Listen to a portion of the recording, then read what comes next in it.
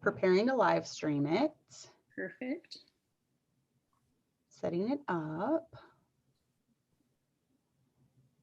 I got to figure out some way to make this more professional. But I just don't. It's good. Not really anyway when you're doing it live like this. I kind of got to do everything really quickly. Okay, so I'm going to copy this and send it. Hello, everybody, if you're on. All right. I could get on my phone and look at the chat, I guess. Yeah, sometimes when I go through Zoom, it's been taking longer for the chat to allow people to do it. I don't know what the issue is. Okay, so we should be live now. Yeah, let me pull up the chat here. I can do it right on my computer. Yeah, and then I'll have people texting me. Oh, they're already on chat. Awesome. Yeah. Huh. Fun. Good. Hi, Karen, Amy, and Celine. Thanks. All right.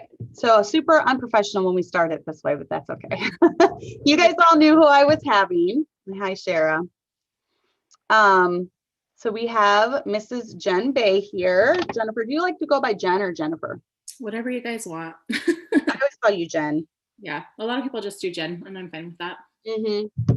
But we have a lot of subjects we're going to talk about. We don't really have an outline. I've kind of been like just winging it the last month or two, and it's going great with the guests. So we have a rough idea what we're going to talk about, but we're just going to kind of wing it. So make sure that you guys interact, leave questions. I have the chat up right here. So I'm going to try to read it as we go and have her answer questions, have me. First of all, go ahead and tell us a little bit about yourself. I know many of my guests are familiar with you, but tell us about kind of leading into one of the subjects that we're going to be talking about at first, about just being alone in an area, maybe being the only one that's like you in an area, but you kind of need to tell us what the demographics are of your area. Yes. So Go ahead and just do all that. Okay. So I'm Jennifer Bay. I've been married for 13 years now, and we have almost 8 kids. I'll show you guys my belly. Aww, that's so cute. I turned 40 weeks on Sunday. Wow. So I'm sitting on a ball right now, bouncing and trying to be comfortable. Yeah. And I always go overdue. I always go to almost 41 and 6 was my last one. So goodness. I always come at the end of the 41st week, but it's good to know, right? Mm-hmm. Expect it. I've been homeschooling since my oldest was little. He's going to be 14 this summer, which is crazy. I have 4 boys, 3 girls, and this one's a surprise. Trying to think of what else. So I live in Utah. I've lived here since I was 3 years old.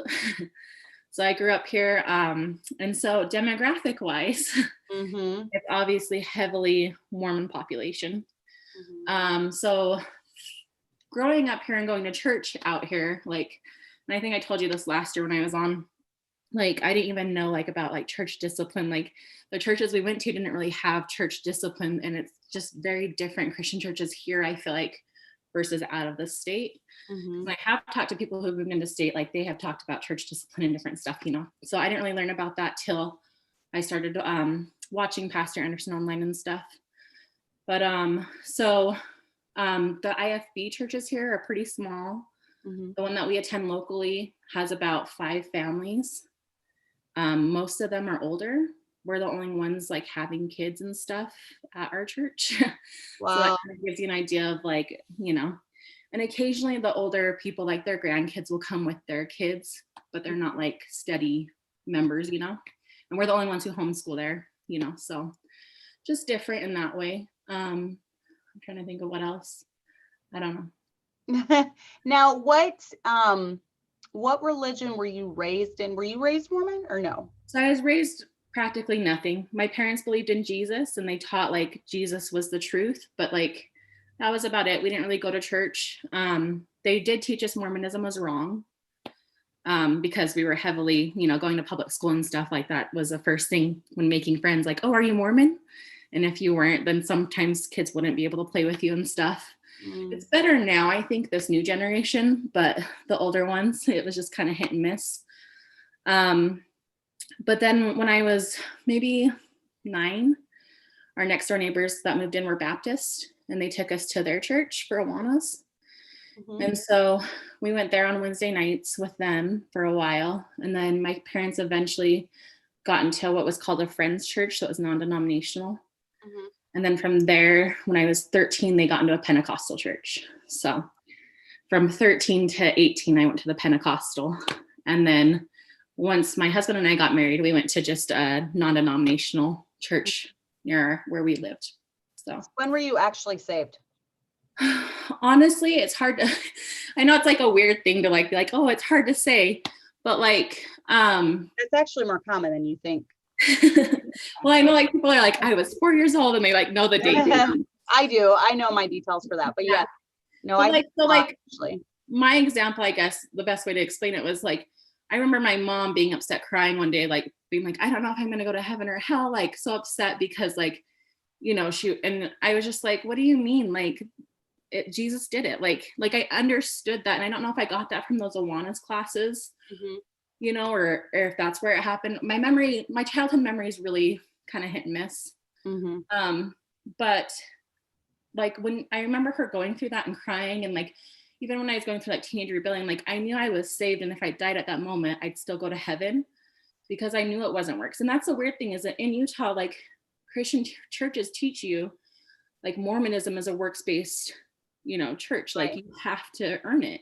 And so we were so equipped to know that. But at the same time, my mom was so afraid of like losing her salvation because she was a sinner, And so I was just like so confused, like, and I was grateful though that like in my heart, I knew like the truth. Like, I'm just like, what are you like, what are you crying about? Like, right. Right. So it might have been all the Awana stuff. I know I have fond memories of Awanas because I grew up doing Awanas. So I do, cubbies. I had the little cubbies vest and then Sparkies. Do you remember all the like the levels, cubbies and Sparkies? And I can't remember all the levels that it went up to, but I did it all the way through until I was done with it. So, back too, they used to use the King James Version for all their verses before they started changing it. So you were getting truth all the time. You were memorizing those verses and, because they had like the whole Romans road in there. I remember that you would go through in Romans and, John 3:16 and all those. So yeah, I had that going into my heart, into my head all the time growing up. So no, it's actually very common for people to not, I don't know. I have mixed feelings about that because a lot of the ones that have told me their testimony, they say this, they're like, I don't know the exact moment, but I know that I came to the point where I knew I believe on Jesus Christ and, the work that he did for me. And we know that's what gets you saved. So, right. And there was a time in their life where they called out for the Lord. So, right. Even being in like the Pentecostal church, like me and my older sister both, like when people would speak in tongues and stuff, we're just like, what is this? Like, it was so like, it, and obviously when I found Pastor Anderson, everything was clarified. Like, so like, even if I wasn't like officially or technically saved for some reason, like I did when I found him, but like, I really feel like I was before that, since I like was able to like feel that security, even when I was a rebellious teenager and different stuff. And my mom was like, oh my gosh, like, so I don't know. It's hard to say, but yeah. So I know I've had people email me actually wondering, what do I do in this situation? I'm glad you kind of brought this up. This is what I mean about open discussion. We're just kind of going with it. But they have emailed me saying, I can't pinpoint a time and place, but I truly believe I'm saved because, I believe on the work of Christ and I called out for him.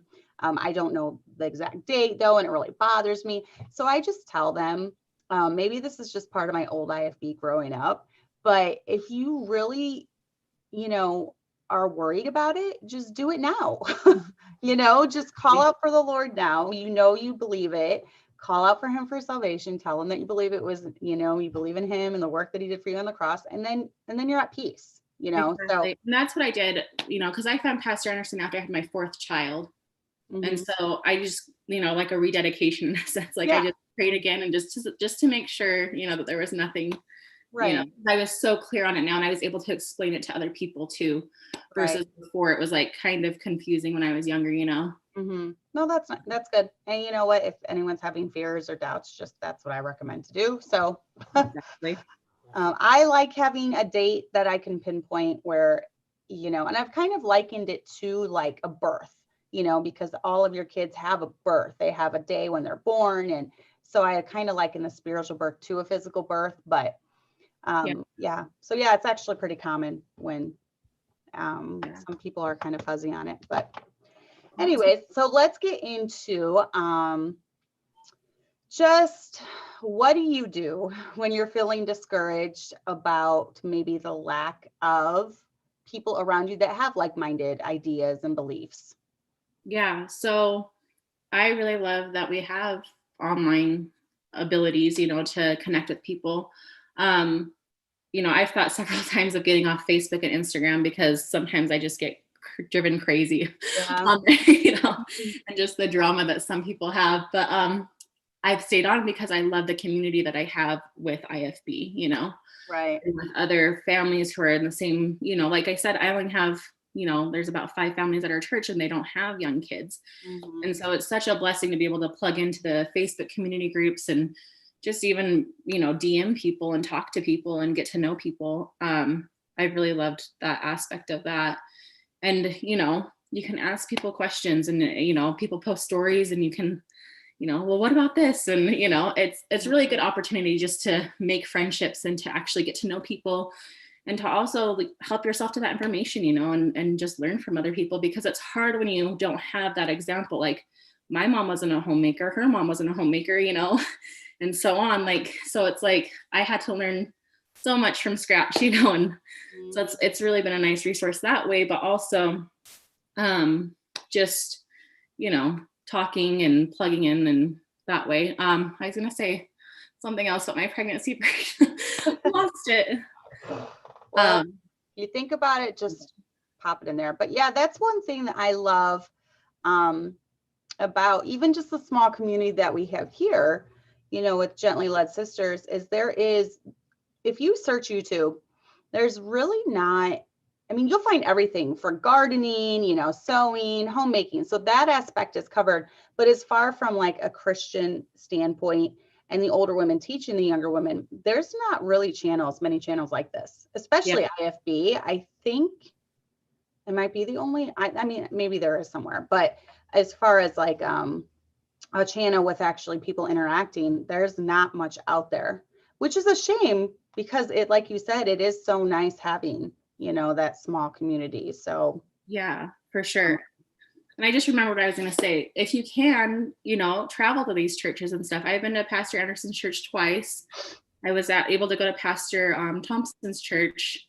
My husband was working up there. And so we just went with him and we were able to visit and get to know those guys up there. And so if you can visit the churches, do, you know, take advantage of that. And they're all really nice and friendly. I remember the first time I went to Pastor Anderson's, I was super nervous because I'd never been to an IFB church and stuff. And oh, that's funny. You know, I just didn't know how it was going to be, but they're, you know, they're people.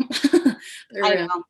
I think we get like this false sense of, I don't know if it's like this, you know, just watching videos. It's almost like you're watching TV and they're like the celebrity or something, but it's not like that in real life. Yeah, I think he says it a lot when he preaches too. You know, people think just because of how hard he is on the pulpit, like, you know, so they think he's going to be like a hard, rude person or something, and he's not. They're all nice. Like he's the whole church. Talkative guy. Yeah, everyone there is really nice. And that's what I was going to say too. I'm glad you brought that up because even though you have most of your fellowship online, you've been to these other places. So it's not like, you know, that's all you're getting. And you do have a Baptist church that you're going to. I know it's not quite the same, especially if you are the only younger family there.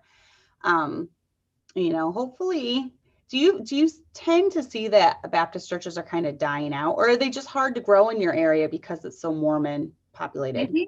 I think it's hard both ways. Like, I think they're just hard to grow, but also, you know, I did go soul winning with them once, and it's not the same. Like, you know, it's more of handing out invites versus the gospel.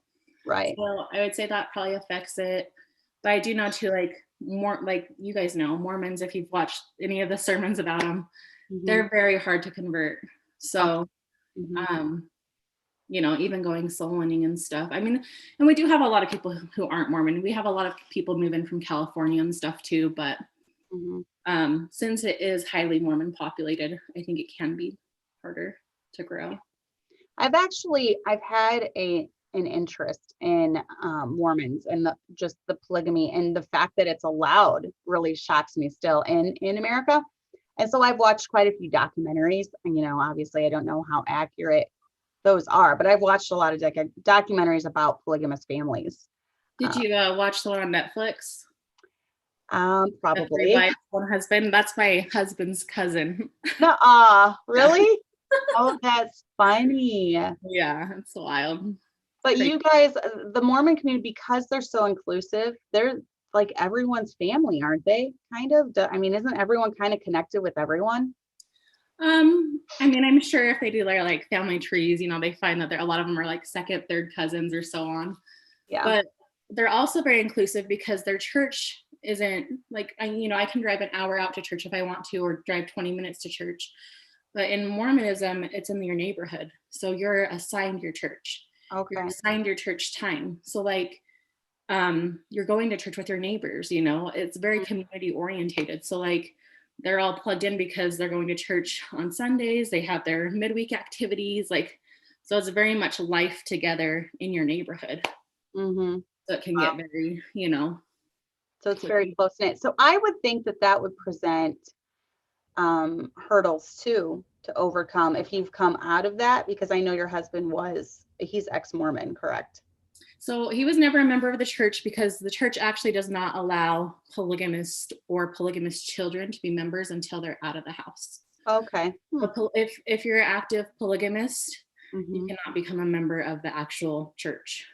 So does the church condone or condemn polygamy? They condemn it. Really? Yes. But then so many still do it. So yeah, because when Utah wanted to become a state, they had to kind of give up polygamy. From what I understand, they had to give up polygamy to become a state. So the prophet at that time said, we no longer are doing polygamy. Like, it's not right anymore. Like, it just changed because they change with times. Right. Right. Whoever the prophet is can make a new rule or change. Okay. So they don't have an absolute. They don't go by the Bible, or they cherry pick the Bible. So they say that they're King James only.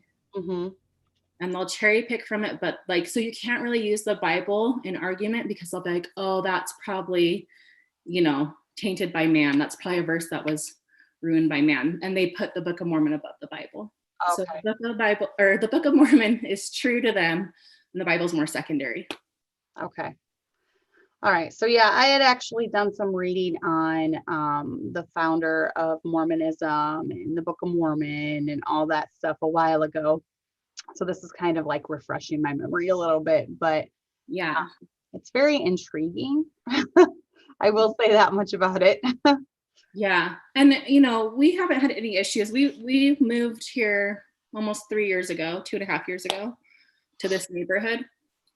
And this is very much more of a Mormon neighborhood than where we were before this. Okay.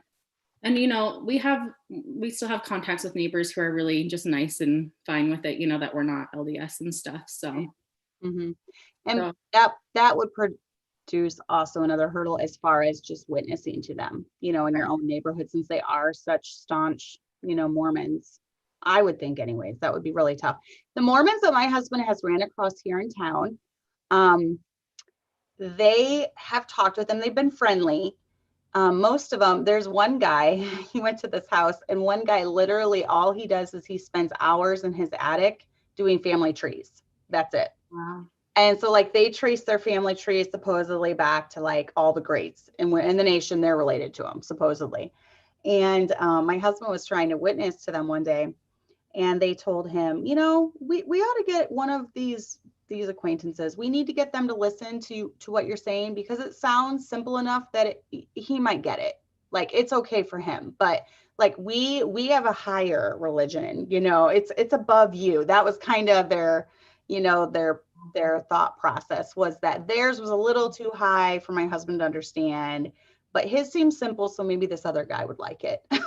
Yeah, it's wild. You can, if someone's doubting the faith or questioning their faith, that's when you can really come in and try to show them the truth. The problem is, though, a lot of times if they're going through that and like doubting, then they kind of just throw God out altogether and they become atheist or agnostic because they believe that truth so much. You know, they did it their whole lives for their parents, went on their mission, and then like to find out that it's all a lie, they just feel like God's a lie. So Right. you get them right at that spot, you know, before they just now, are the Mormons, are they the same as the Amish where, you know, since your husband never really became a part of the church and he left and now he's Baptist, do they shun him or are they okay with it? The ones that we know and talk to are fine with it. I'm sure there's ones who are more staunch who wouldn't want to even like talk to us at all. You know what I mean? I think there's just varying degrees of like the way people see things. But since he was never actually a member of the church, it's better in their eyes. Whereas if you're actually like a member and then because you have to like write a letter to get out of the membership. Okay. Like you have to contact the church to get your name removed. And if you do that, then you're like excommunicated. Okay, that's kind of how it is in the Amish too. Yeah. I know they have their Rumspring where they're supposed to decide if they want to become part of the church.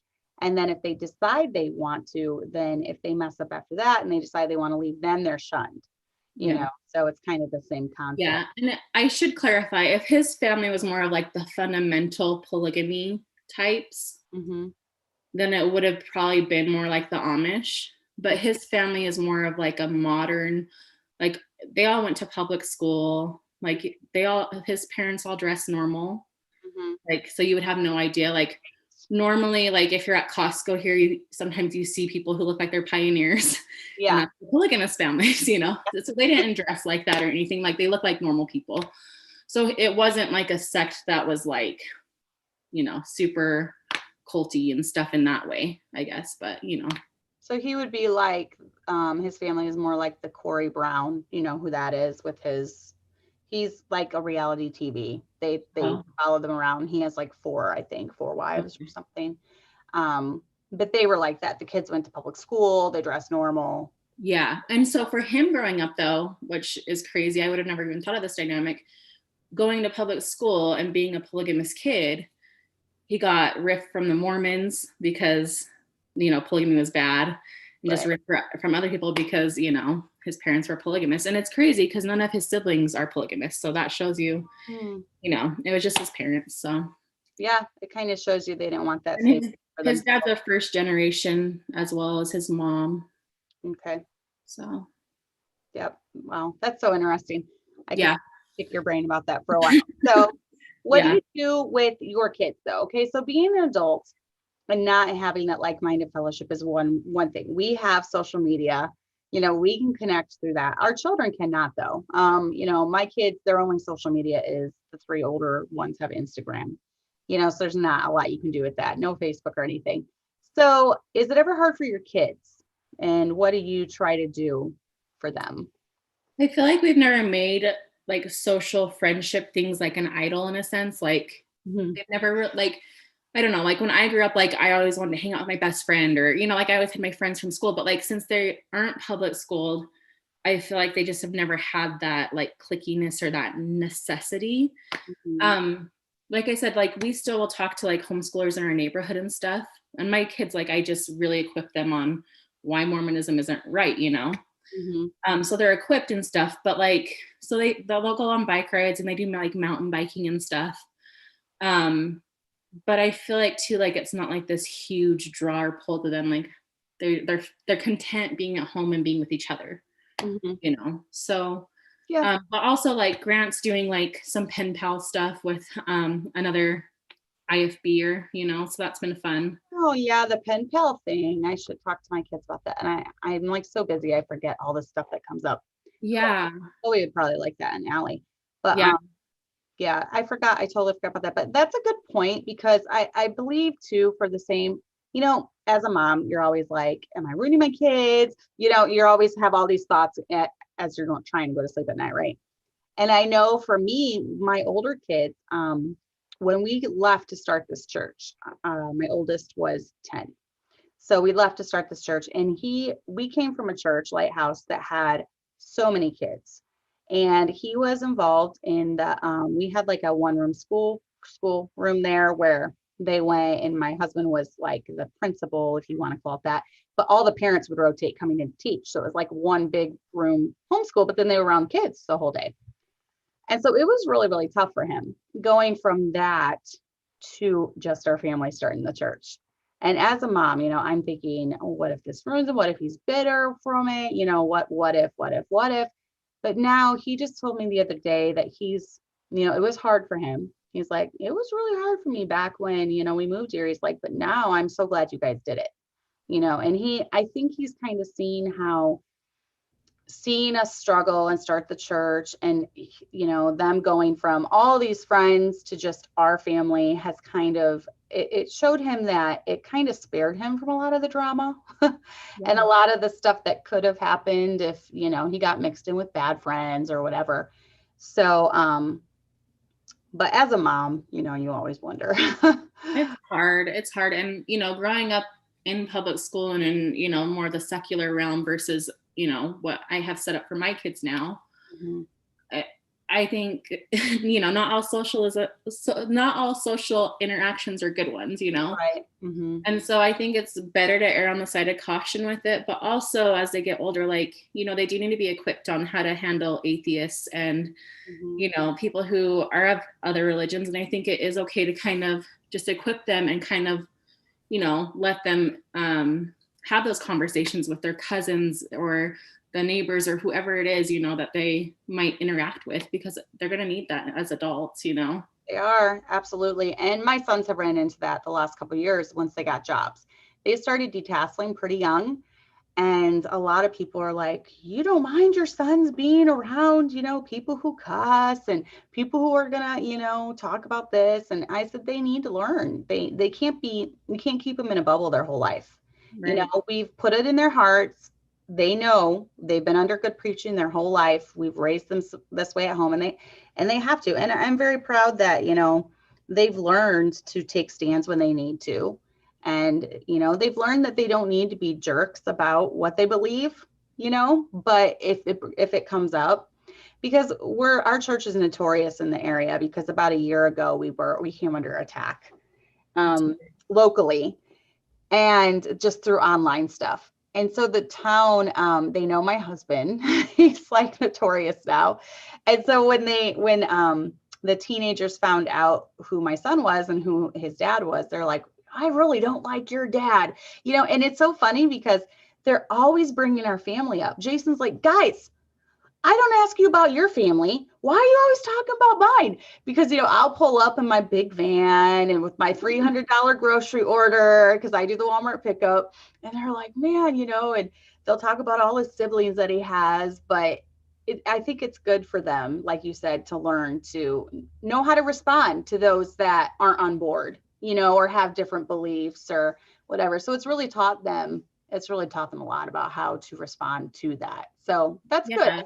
I think your boys will do fine as they get older. Yeah. And teaching them to be gentle but firm, to stand on that foundation, but still, and for me, like when I am interacting with like neighbors that are, LDS or whatever, like I try not to go on to the religion topic, but if they do, like I will be firm and I will let them know like how I feel about it, because it's something I'm not gonna bend on, So. Exactly. And that's good for them to learn. And that's kind of what they've learned. And, we've had to kind of prepare them for it. But then as the situations come up, not help them navigate through it. You should have said this, you should have said it this way, no, good job for saying it that way, so, and it's the same way. They're not, I think you can be, what is that saying? What is that verse? Harmless as doves, but wise as serpents, or something like that. I'm not quoting it right. But, you don't have to be shoving it down people's throats yet. If they're going to see a difference first off, and people will naturally ask questions about when the common faith here is something else, they naturally will bring up and ask questions, and then that's your opportunity to share like I've been able to share the true gospel and say like, it's by grace alone. And a lot of people, you know, they get it messed up by thinking that they have to do all these works when that's completely separate. That's not tied to salvation, you know? So I have been able to share with other moms and stuff, but like, I'm not like, you know, you don't want to pound people and make them feel like you're better than them or you know more. And so I think just teaching your kids that line of like, you know, being gentle and but still, you know, truthful. Exactly. Yeah, not backing down for what you believe. Yeah. Not going along with it, but yet standing firm. And also too, how to like live in peace with one another, like in different, you know, like this is where we're at, and like you gotta keep the peace too. Well, one of the guys that my one son was working with, he seemed to really hate him. Like he was always just egging him on, trying to get him to get mad. And he knew of my husband. He couldn't stand him, told Jason he hated him, blah, blah, blah. You know, that's got to be hard for a kid hearing that about his dad. You know, I hate your dad and what he stands for and blah, blah, blah. But I don't know. One day it just seemed like I just told him, I said, keep your cool, just keep your distance from him. Do not get into it with him. And he didn't. And then all of a sudden, just one day, it was like a total turnaround. And now the guy actually talks with him and laughs with him. And I don't know if he just figured out he couldn't push him so far. And he had met me. He did my Walmart pickup order one time, and I was really nice to him, talked to him, and he was like, "Oh, Jason, your mom's pretty cool, but your dad, you know," it's always that. But I think it's a good, you know, home is the training ground. And then you get to see once your kids get out there, how that training has paid off, or even with your kids interacting, you know, with the neighborhood kids, you kind of get to see, you know, are we teaching them enough in this area where they can defend their beliefs, you know? And so it's not bad. Yeah. And it's nice when your kids can come to you and say like, oh, this is a conversation I had, you know, this kid asked me this and this is how it went. And they want your feedback, you know, and that's always nice when they actually come and say like, hey, like, what do you think, you know?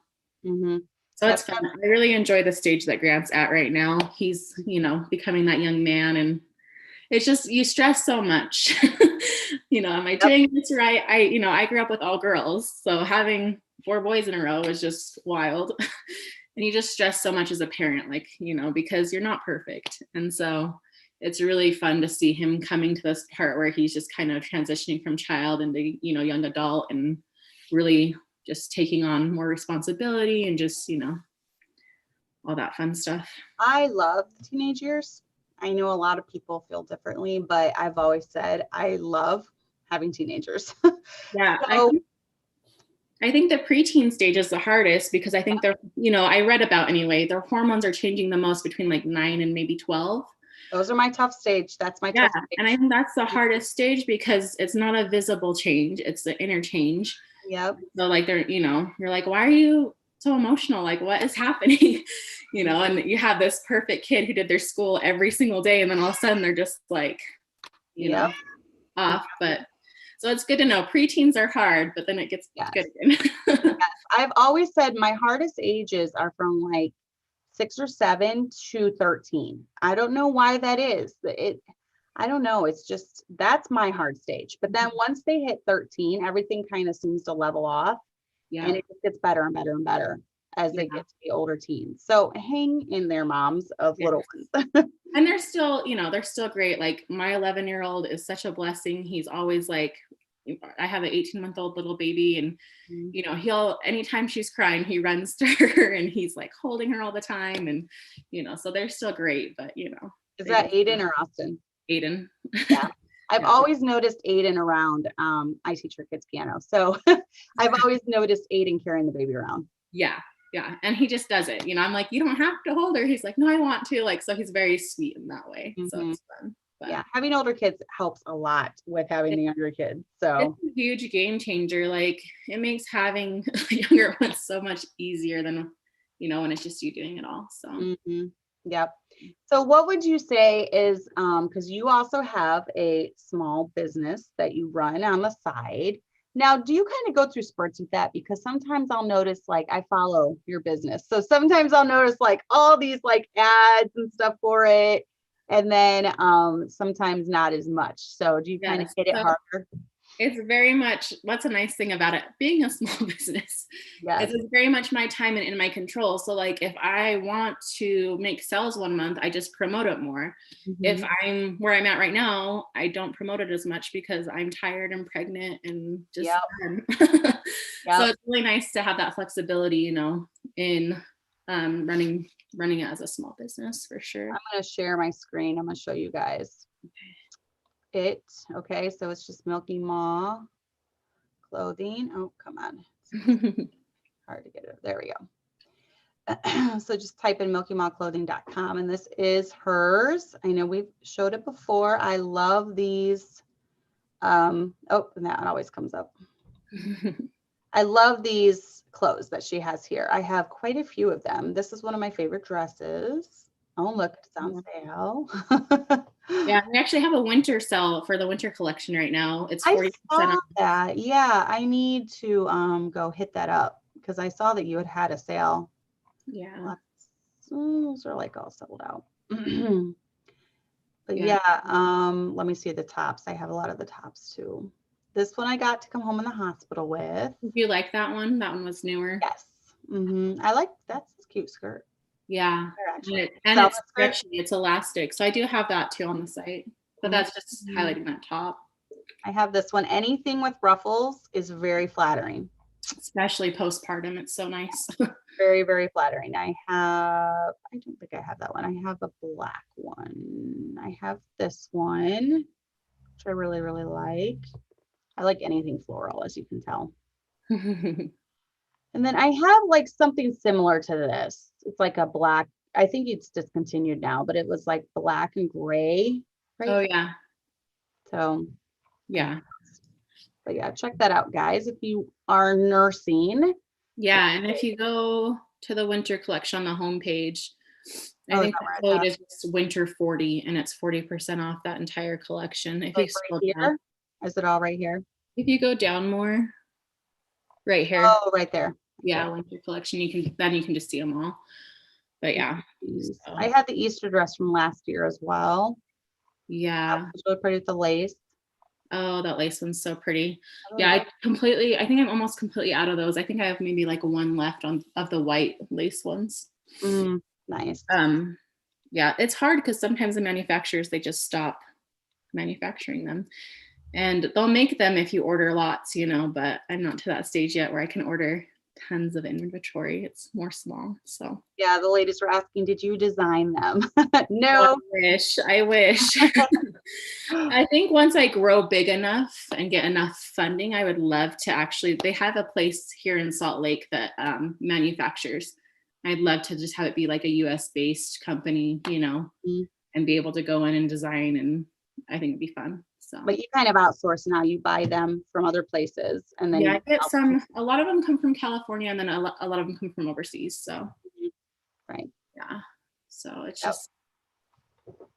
Let me make sure I'm not missing. Yeah, they were just pretty much saying they love the dresses, asking where you find the clothes. Yep, she outsources them. I knew that. So yeah, I have quite a few things from you, and I love nursing clothes because it's, as you know, it's just so much easier. Yeah, it's a total game changer. Because when I was young, I was like, oh, like, you know, I don't need that. And, you know, I do different layers and stuff, and it worked fine. You know, like if you need a layer, great layer, you know.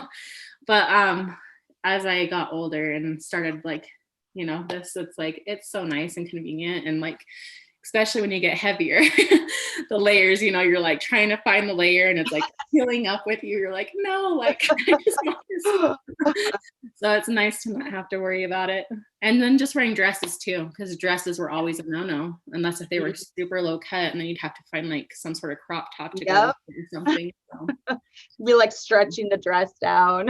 Yeah. You have to pull the dress all the way up if you wanted to nurse that way. I've heard people do that. They go in the bathroom and do that, which I've never thought of, but I've done that before, but it's a huge pain. It's so much better just to have a little flap that you can, you know, and then your bottom half stays covered, which I love. That's why I like nursing tanks, because you just unsnap the nursing tank and then your body, you don't have to pull up the So. And that's, yeah, like I always hated my back being like exposed, you know, if I had to like put my shirt and stuff. And in summer too, I don't cover because it's so hot outside if we're at a park. But a lot of them are like, they cover enough. So I feel fine, you know, so it's nice. That's why I like them. So what do you think, how long have you had the business? Oh, I think I started 2018, maybe. Yeah, I think it was 2018 is when I started. Only a couple years then into it. So yeah, it could potentially get way bigger. Yes. It's just, you know, the amount of time you put in, and sometimes that's hard when you have, you know, everything else going on. I don't know how you've done it all. So what would you think is the biggest thing that changed I guess, when you started up your business a few years ago? What did you have to change to make that happen? As far as like just starting, or do you mean to like from where I was to now? Yeah, just like around the home. I mean, did you have to, do you burn the, the midnight oil more? Do you give up sleep? Do you give up maybe cleaning more? I mean, how do you make it all work? Yeah, I think with the business, I just fit it in. Like, I'd love for it to be more of a main focus versus a hobby. I'd love to have it be like consistently like generating a side income in a sense. But right now it's kind of a hobby that kind of feeds itself, like if I get money from it, I put it back in to get more inventory and, but eventually it'd be really nice to like really just get it to where I want it. So right now it's kind of just a fit in wherever I can. I do try to ship stuff out like same day, next day, just because I want people to get their stuff faster. It's always come fast when I've ordered it. Yeah. And then if I got, if I was getting consistent orders like every single day, I'd schedule it, for Fridays or something. And that's the thing too, is my husband, he has Friday, Saturday, Sunday off.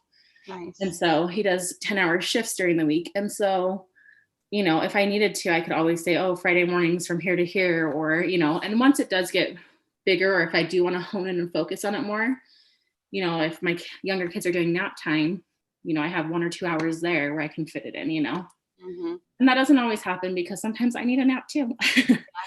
So it's just very a side thing right now, not as much of a focal as I'd like it to be, but one day. So you've had 8, so you're almost on number 8. In how many years of marriage? 13. Oh man, you are Wonder Woman. Now I have 8, but it's taken me almost 20 years to get there. So man, 8 and almost, that is a lot. Yeah. We got married when I was 18 though. So we started young. I had Grant when I was 19. Wow. So. You started really young. Yeah, we were 20. I was still 20. I was 2 weeks away from being 21 when I had our first, but that's a lot. So what would you give? What is your biggest piece of advice for those that have very little children? Relax. Don't stress. Like, I, even with homeschooling, I remember like, so with Grant, like you guys, I was bad. Like I got the Your Baby Can Read system. So like Grant was like reading before he could walk. Oh my goodness. Like, you're just like, I'm going to do this. I'm going to do it right. Like, you're just such a go-getter, which is great, but like, don't overexhaust yourself. Don't, no one's perfect. Even if their life looks perfect online, it's not. If I showed you my floor, you'd probably see laundry baskets behind me and stuff, but the background looks pretty good. Okay, well, that's the nice thing about Zoom. So this is what's funny. Like I teach piano lessons out of my room now. So it always looks like nice and neat because I make sure the bed's made and everything. But what you don't see is on the other side of the bed is my laundry baskets lined up with clothes, because I pretty much do. I'm not one of these people that washes, folds, and puts away in the same day. I pretty much wash throughout the week. And then as I get into my teaching week, they just line up by the bed. They're clean, but they're lined up by the bed. And then I have one big day on Friday or Saturday where I fold them all and we put them all away. Nice. So that happens once a week where we fold them all and we put them all away. Otherwise, I'm cleaning them, I'm washing them, because we have to have towels. We'll run out of towels if I don't. Yeah. You know how that is with a big family. So yeah, I would definitely say relaxing is good. For me, I think a big part of, was lowering my expectations. And I had this mindset when, and I think this is kind of an old IFB thing. And it's a generational thing too. I think it's an older generational thing. I had it in my mind a certain way that a pastor's wife needed to be when I was younger. And in my mind, it was always a perfect house in case anyone was going to stop over in the week. And we had people stopping over sometimes during the week. So it always had to be perfect. And I had to be perfect. And my kids had to be perfect. And I realized that's not attainable. It's not attainable, and it's not a good way to live. And it's not a good home environment because I was always stressed out. You know, we weren't able to really live in the house. I was always stressed out that things were getting messed up. And so once I learned to like lower my expectations and pretty much I am who I am and this is what you get. And we live here and we have a lot of kids, so it's going to be a little messy. I think I got a lot happier. That makes sense. So, and that was definitely a process.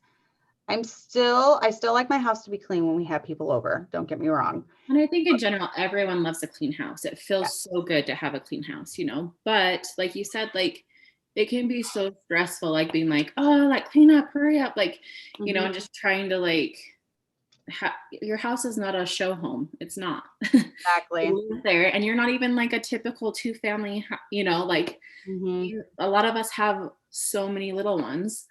And so it's like, you can't expect your house to look the same way you see a magazine look. You just can't, you know? Right. Exactly. So you totally have to lower those expectations. Yeah. And Belle asked, do you follow a routine in order to make this work among home duties, school, and family?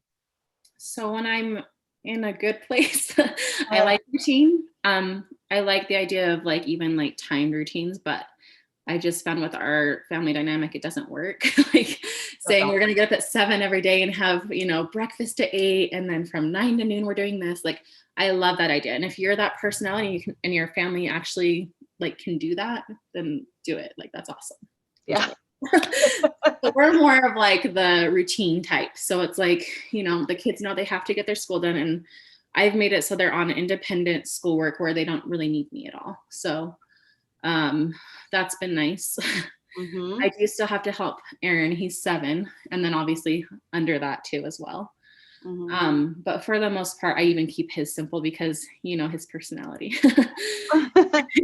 He's the kid that wants to be barefoot outside all day. And so I have to keep his learning very quick for him. And I know eventually he'll get to the point where he'll, you know, but anyway. No, but yeah, and that's the nice thing about homeschooling. Different personalities you can do different things for. Yes. What worked for Grant might not work for Aaron because they have such different personalities. Exactly. So knowing your kids and saying, and allowing yourself to say it's okay for right now.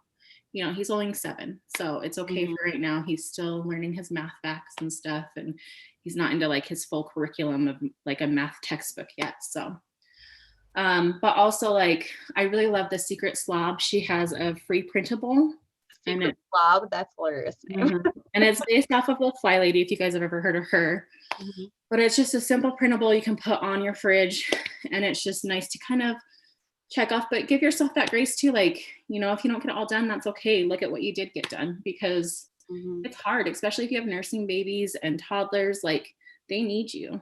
And so you get interrupted a lot, you know, you don't get to just do your day the way you think it'll go, you know? Exactly. And like I was telling you earlier before we even started, today was a bust for me because I took sleep over getting stuff done.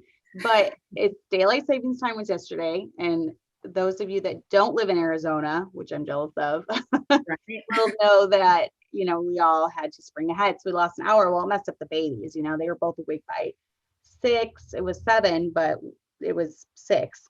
They were both awake. They were up almost the whole day. And then Hannah was up and, you know, the whole night. So I asked Abby to take the babies this morning, and I slept for another 2.5 hours. I just needed it so badly.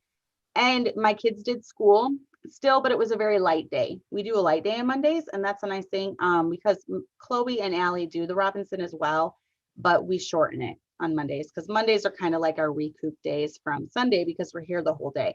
So they did an hour of reading instead of 2 hours, and then they still did their math lesson. And then I just do papers with Lana because normally she has videos that she watches through Rebecca. And let me ask this, does Aaron read yet? Do you have him reading yet? Yes, I do teach your child to read in 100 easy lessons. Okay.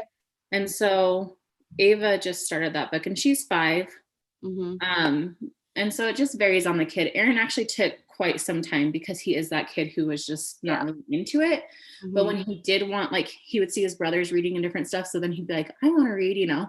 So when he actually was able to commit and do it, because sometimes it'd be like hit and miss. Like we'd do it a little bit and then he'd be like, oh, I don't want to do this, you know? But eventually he stuck through with it and he did it.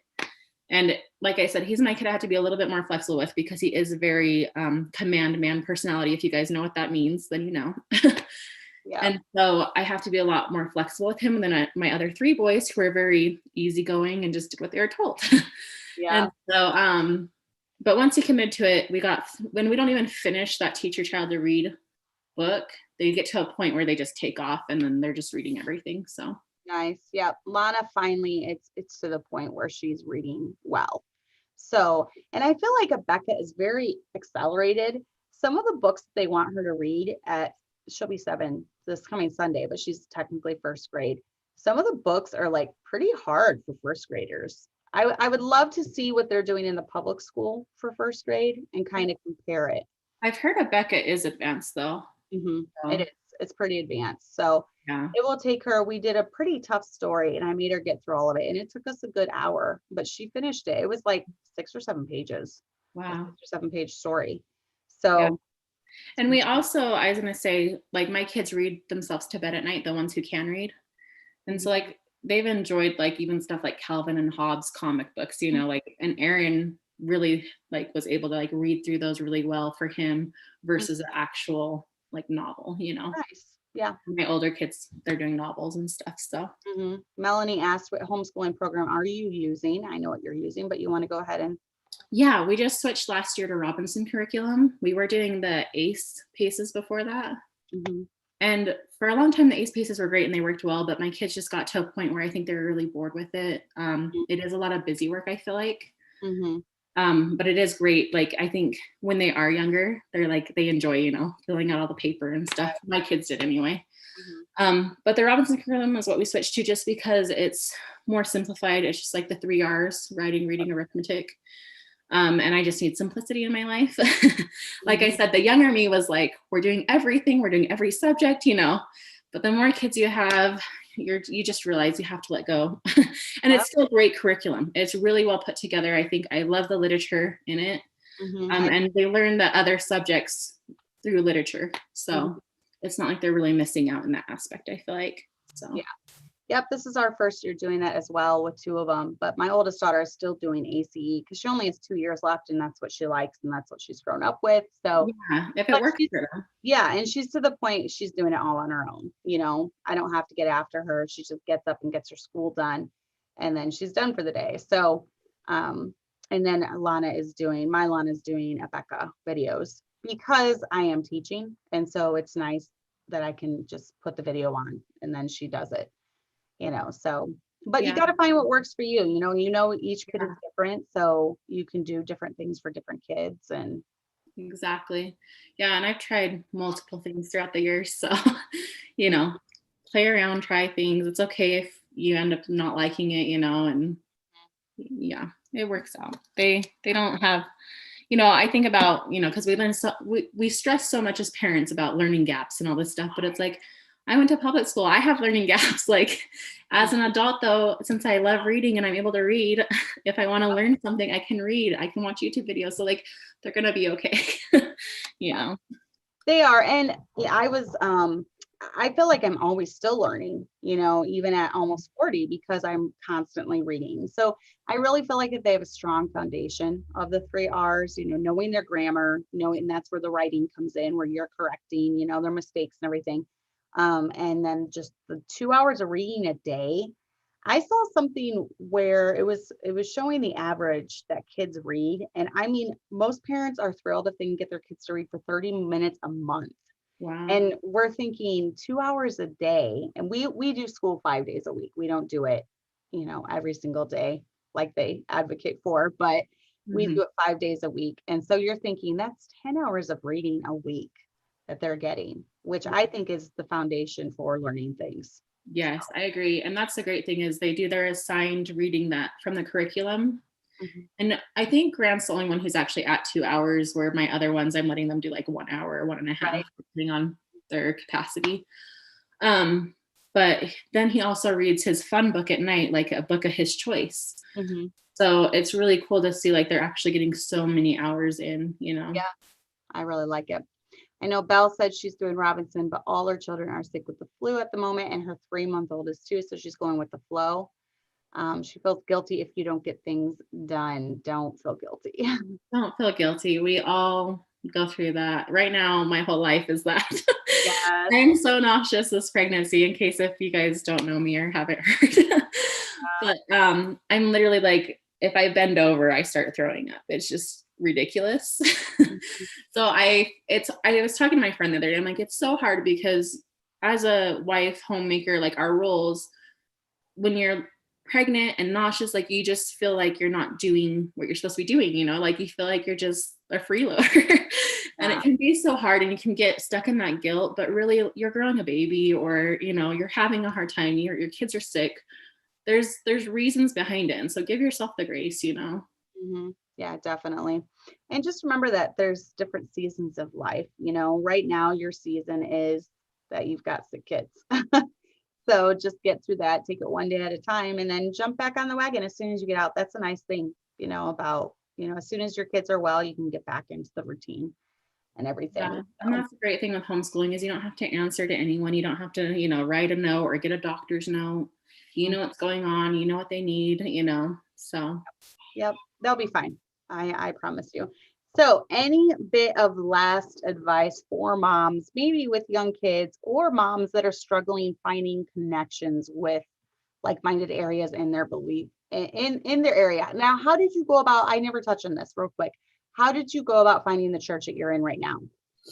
I used the military get saved, but that church wasn't on there. So we were driving out an hour looking at all these different churches in Salt Lake's an hour from us.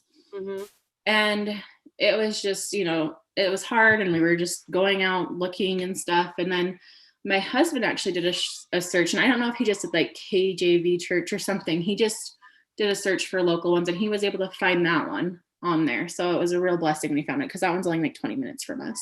Good. Yeah. So. I definitely would recommend, it does not have to be a perfect church. I feel like our expectations are even too high when it comes to churches. You know, Google IFB KJV church in your area. There would be some deal breakers for me, but there's sermons out there about what those deal breakers are. So go watch those. But definitely I recommend getting into a good Baptist church somewhere. And then like Jen said, you know, just joining the groups online for the fellowship. And, you know, anything else that you want to say? Yeah, just don't be hard on yourself. I think as moms, we're just really hard on ourselves. Yeah. And we can just get caught up in guilt and stuff, and know when you're being lazy, but know when you actually, you know, you need a break, or you just need to take some time. And the thing is even with like homeschooling and stuff, your kids won't get behind. They'll catch up if they do. Like, it's okay. Like, you know, so don't stress too much, and enjoy your kids while they're here. I keep thinking about how Grant's almost 14. And I'm like, technically, if he wanted to, you know, he only has 4 years left with us if he got married or whatever at 18, you know, like I did.